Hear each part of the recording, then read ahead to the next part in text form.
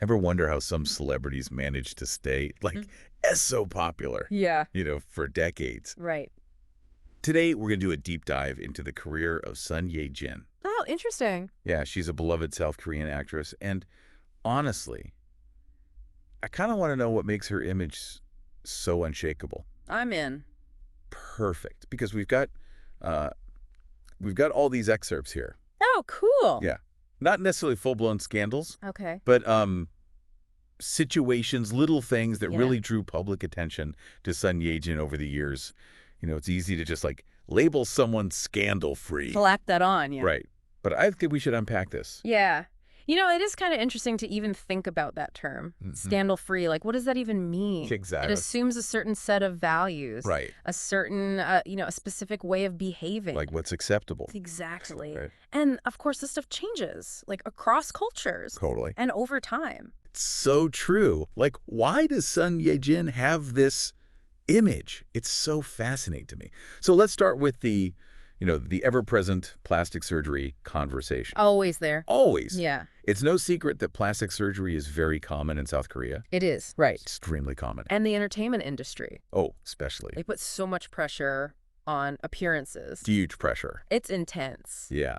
And Sun Ye-jin, like a lot of actresses, she's faced those rumors. Right. But it's really interesting how her fans will jump to her defense. Oh, yeah.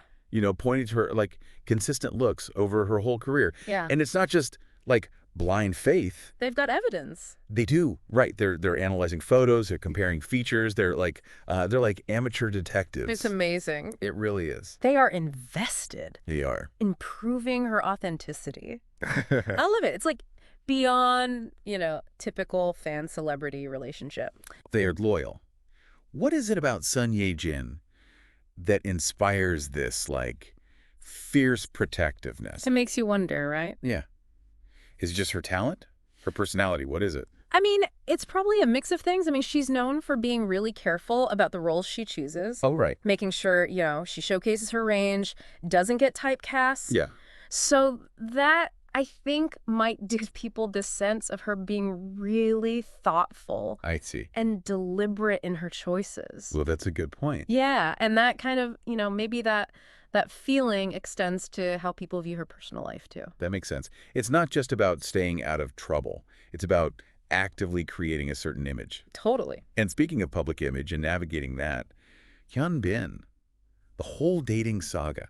Okay, they denied those rumors for years. For years. Even when photos surfaced. I have to admit, if I was a fan back then, I might have been a little misled. misled. Yeah, exactly. Yeah. And that feeling of being misled.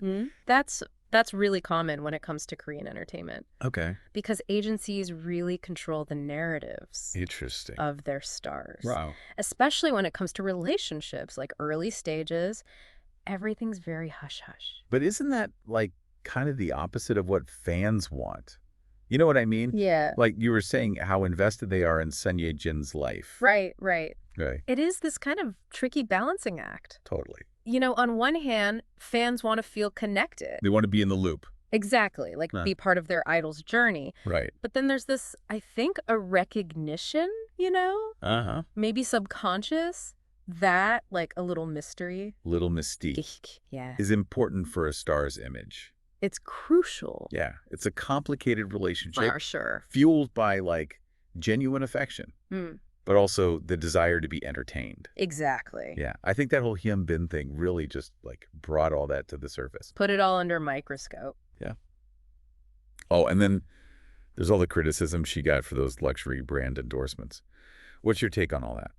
See, celebrity endorsements are interesting to me because they kind of blur the lines Between what? between personal preference Okay. and economic influence. Oh, interesting. And so in Sun Ye-jin's case, it really did spark this larger conversation about wealth disparity, about representation, and about who gets to be the face of luxury. So it reminds us that even when celebrities are super beloved, Yeah. they don't exist in this vacuum. It's part of it. They are. And their choices, they reflect and impact societal values. That's true. It's like everything they do, even something simple like who they choose to rep for, Okay. it becomes a statement. And then The Last Princess. Yeah. Right. that whole situation. The film got some mixed reviews. It did. And some critics were not happy with Sun Ye Jin playing the lead. Right. And I think for some, they felt like the role was just too similar to her previous work. So they wanted something new. Yeah, a little daring, like what she's known for. I see. And then others argued that the film itself just wasn't a strong vehicle for her. Ah, so not the role, but the whole film. Yeah, exactly. And I think it's just a really good example of how even, super beloved actors, they make choices that don't work for everyone. Right. They're allowed. They are. And artistic risks. Sometimes they flop. They do. It also kind of shows that audience taste and critical reception can be totally different things. Oh, yeah, for sure. It reminds us that even the most popular people have those career bumps. Right. And speaking of navigating challenges, how about those reports about Sun Ye Jin's health during Crash Landing on You? That whole shoot. Oh, right. The schedules in Korean drama production, they are intense. Grueling. But hearing about what she went through, it just makes it really real. It does. It really underscores that pressure on actors in that industry. And, it's a system that prioritizes output over well-being a lot of the time. That's a good point. But I think the good thing is fans are becoming more aware. I think so, too. There's more conversation about the cost, the human cost of entertainment. And there's more demand for better working conditions. That's good. And we have to address privacy. In this digital age, it's different. It is. Right? Like Sun Ye Jin's marriage, childbirth. Yeah. These are massive life events. Yeah. And they were subject to so much scrutiny. Intense. It's intense. It really makes you think about where the lines are. Right, exactly. They're blurry. It raises that question, doesn't it? Of what? Of how much access are we entitled to? Ooh, that's a good question. In the age of social media, yeah. Where's the line between public interest and a right to a private life?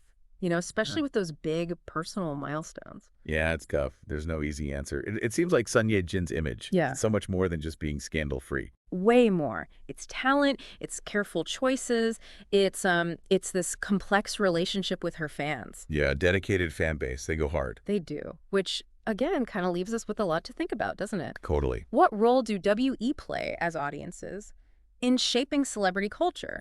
Yeah. Can we celebrate their talent? Celebrate the art, while also respecting boundaries and acknowledging that these are human beings behind these personas. Food for thought. Food for thought. Thanks for listening. Thanks, everyone.